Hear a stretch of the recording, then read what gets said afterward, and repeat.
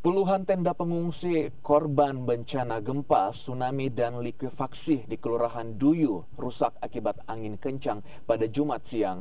Saat ini para pengungsi masih menunggu tenda bantuan dari BPBD Kota Palu.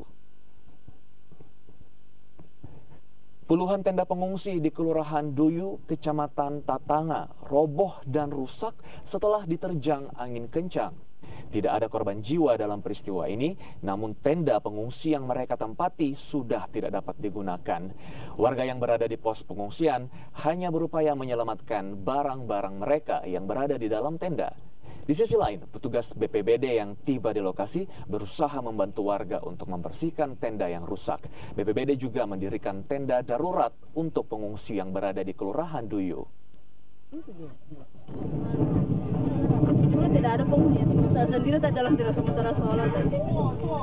Jadi untuk sekarang tinggal di mana Bu sekarang? Sementara ya, tahu nanti bagaimana.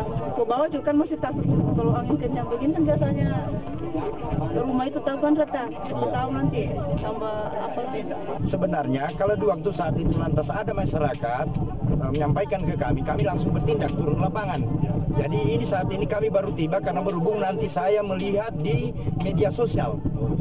Setelah kami melihat, saya langsung menggerakkan saya punya anggota di penjagaan Pusdalops penanggulangan.